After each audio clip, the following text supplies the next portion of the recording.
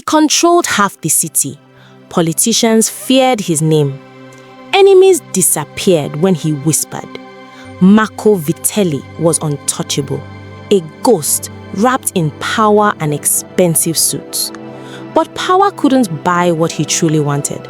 Someone who loved him, not the empire, not the money, not the fear. So, he did something no one expected. He traded his suit for rags, his penthouse for a street corner, his name for silence. For 30 days, Marco Vitelli became nobody. And in becoming nobody, he found everything. But there was one woman on those streets who saw through people like glass.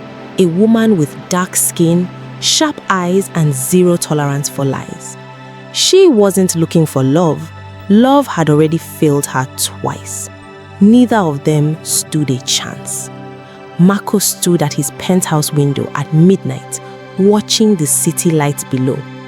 Every building, every corner, every shadow belonged to him in some way. He owned judges, he owned silence. But his bedroom was empty. His table sat for one. His second in command, Bruno, knocked twice before entering. The Rossi family confirmed the deal. Everything's yours, boss. Marco didn't smile. Good. Bruno hesitated. You don't look happy.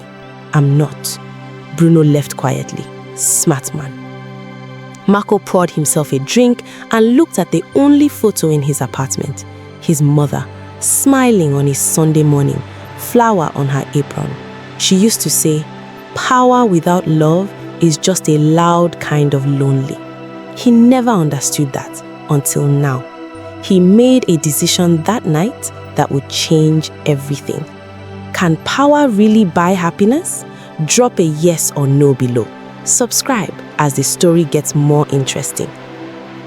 Marco's tailor thought he was losing his mind. You want dirty clothes? Torn ones? Yes, real ones, worn ones, nothing theatrical.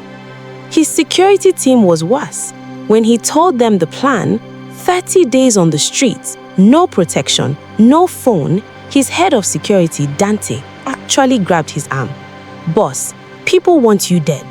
Then I'll be careful. You'll be dead. Marco removed Dante's hand calmly. No one looks twice at a beggar, Dante. That's the point.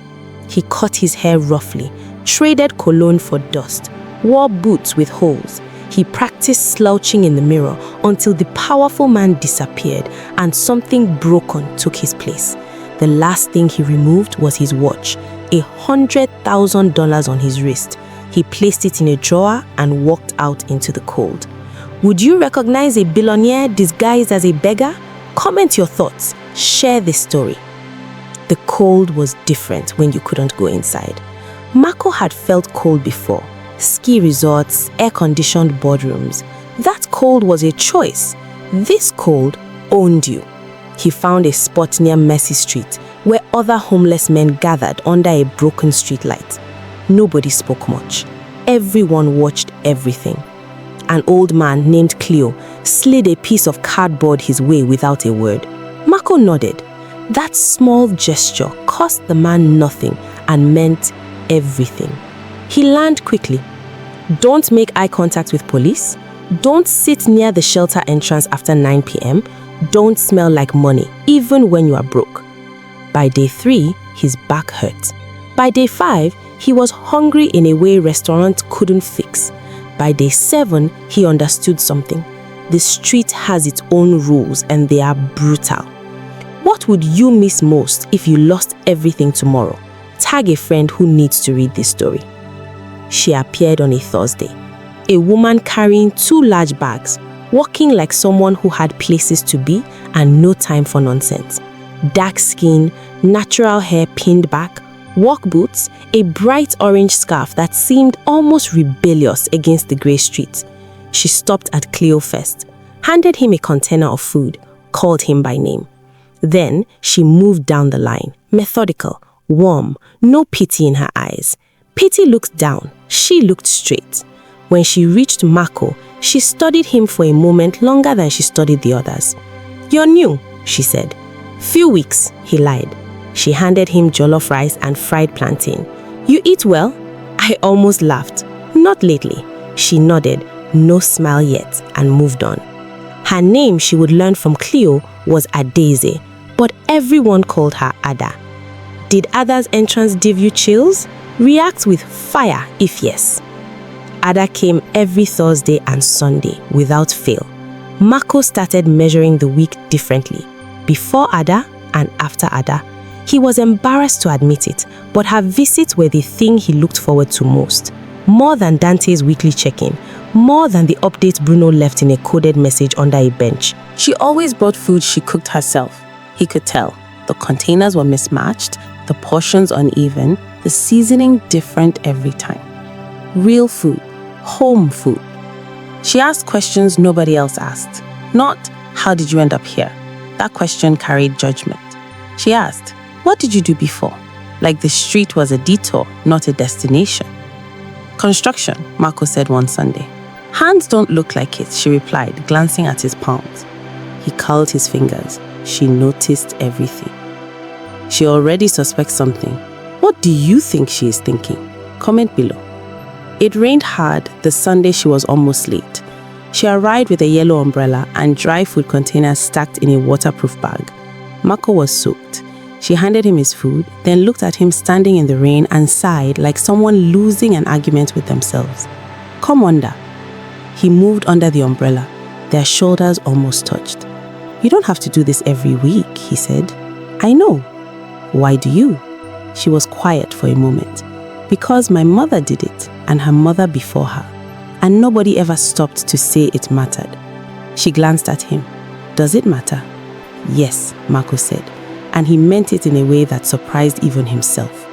She smiled for the first time, small, real, like a door opening just a crack. He was already in trouble. Are you feeling this connection? Drop a comment and subscribe to enjoy the full story. Marco got comfortable. That was the problem. One evening, Bruno drove by slowly, just a check, and Marco instinctively straightened up, losing his slouch, his whole posture changing for 3 seconds into something commanding and dangerous. Ada saw it. She was across the street, returning to her car, and she stopped walking. He caught himself immediately, slumped back down, but the damage was done. Her eyes were too sharp. The next Thursday she came, she was quieter. Still brought food, still called everyone by name, but with Marco, she kept a small distance, inches, nothing dramatic, but he felt it like a wall. After the others were served, she paused near him. "People aren't always what they look like," she said, not accusing, just releasing the words into the air. "No," he agreed quietly, "they are not." She walked away without looking back. She knows something is off. Would you confront him or wait? Comment below. Cleo was the one who told him. Old men on the street knew everything. They had nothing but time and eyes. Ada lost her husband 3 years ago, car accident. She was pregnant, lost the baby too. Marco said nothing. She stopped eating for months. Her sister moved in. Slowly, she came back. Cleo paused. The street feeding, she started it 6 weeks after the funeral. Said she needed somewhere to put all that love. Marco stared at his hands. She doesn't trust easy, Cleo continued. Had a man after. Turned out he liked her money more than her face. She ended it before it ended her. She has money? Cleo smiled sideways. She owns 3 pharmacies. Nobody on this street knows but me. She doesn't look rich on purpose. Marco almost laughed. They had more in common than she knew. Ada's backstory? Did that hit different? Ada brought a book the next Sunday. She sat beside Marco after the others had eaten, not beside exactly, 2 feet of space between them, and opened it. Things fall apart. Okonko stared up from the worn cover. "You read?" she asked. "Some." She passed it to him. "Read, tell me your favorite line, next week." He read the whole book in 2 days. He hadn't read fiction in 15 years. He stayed up past midnight on a park bench with a borrowed flashlight and read until his eyes ached. The following Sunday, he handed it back. A man who calls his kinsmen to a feast does not do so to save them from starving. He does it to show that he is prosperous. She stared. "Why that one?" "Because I've been that man." He met her eyes. "I'm trying to not be anymore." Silence, long and full. "Keep the book," she said softly. He basically confessed without confessing. Did you catch that? He walked her to her car for the first time. She let him. The street was quiet, wet from earlier rain, orange street lamps making everything look like an old photograph. They walked slowly, which was new. Ada always moved with purpose. Tonight, she didn't seem to be in a rush. "Do you have family?" she asked. "No one left." "Friends?" He thought about Bruno, Dante, men paid to be loyal. "Associates." She heard the difference. "That's lonely." "I manage." She stopped at her car, a clean, modest Toyota, nothing flashy, and she turned to look at him fully. In the amber light, her face was open, considering. "You're not who you say you are," she said, not angry, curious. His chest tightened. "Ada?" "I'm not asking you to explain." She unlocked the car. "I'm just saying I see you, whoever you actually are." She drove away. He stood in the rain and let it fall. "This woman is everything. Are you Team Ada? Drop it below." It was a rival who broke everything. One of the Rossi men, young, reckless, recognized Marco on a Tuesday. He stopped his car, looked twice, then walked straight over, mouth open. You're Vitelli." Marco grabbed his collar before the name finished leaving his mouth. 3 seconds of pure, cold authority. The beggar completely gone, the boss completely present. The young man's face went white. "You say that name again and your employer will find you in pieces." He released him. The man scrambled back to his car and sped off. Marco stood there breathing hard. 2 benches away, Ada sat frozen. She had come early. He hadn't seen her. She had seen everything. She stood slowly, collected her bags, and walked to her car without a word, without food distribution, without looking at him. He didn't chase her. What could he say? The secret is out. What should Marco do now? Comment your advice. He found her pharmacy on a Wednesday. She saw him through the glass door and went still. Then she opened it because Ada was not the kind of woman who hid. "You have 5 minutes, she said. "I'm at work." Inside smelled like antiseptic and order. Everything in its place, just like her. "My name is Marco Vitelli," he said. "I run the Vitelli organization. I came to this street because I wanted someone to know me without knowing that." She crossed her arms. "Did you think that was fair to us? To me? No." "Did you enjoy the performance?" It stopped being a performance by week 2. Her jaw tightened. "I told you real things while you were lying." "I know." "Get out, Marco." He nodded, put a card on her counter. No name, just a number. "When you are ready or never. Both are fine." He walked to the door. "You are the first person in years who made me want to be honest. I'm sorry it came too late." Was Marco wrong, or was his reason valid? Debate in the comments. 3 weeks, nothing. Marco returned to his life. Suits, deals, the cold machinery of power. Dante noticed he ate less. Bruno noticed he gave shorter orders. Even his enemies noticed he seemed elsewhere. He didn't send flowers, didn't have her watched. He'd considered it, then felt disgusted at himself for considering it. He left the card and he left her space. He went back to Mercy Street once, not to see her, just to bring food himself. Badly cooked jollof from a recipe he found online. Cleo laughed at it, but ate every grain. She came Monday, Cleo offered without being asked. Marco said nothing. She asked about you. Didn't say your name, just the new one. I told her you'd been back. What did she say? Cleo smiled his sideways smile. She said, good. One word, but for Ada, one word could hold a universe. Good. She still cares. Did you see it coming? She called on a Friday night. Marco was in a meeting with 4 men when his personal phone, the number only 6 people had, buzzed. Unknown number. He walked to the window, the city below. Same view, different everything. I'm not calling because I've forgiven you, she said. I know. I'm calling because Cleo said you brought food and it was terrible apparently. A laugh escaped him. Real, unguarded, the kind he hadn't produced in years. It was my first attempt. I'll teach you, she said. Then a pause. Softer. Who are you really, Marco, under all of it? He leaned his forehead against the cold glass. I'm still figuring that out, he said honestly. But I'd like to figure it out with someone watching. She called him.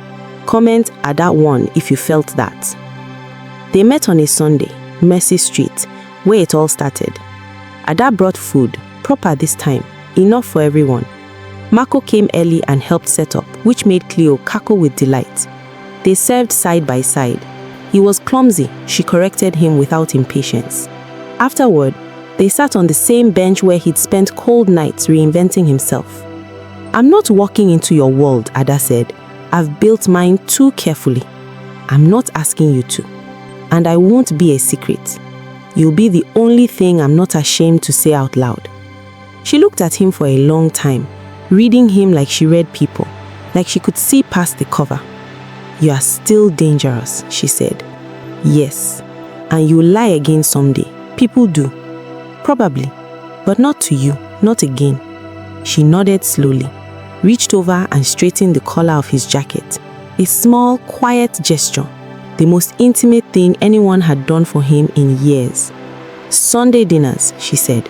We start there. Sunday dinners, he agreed. The city moved around them, loud and indifferent. But on that bench, something real had quietly begun. Not built on power or beauty or perfect timing. Built on right cold streets and the bravest thing two people can do. They made it. Comment Sunday dinners if you felt this. Share the full story to someone who needs to believe in real love. And follow for the next story.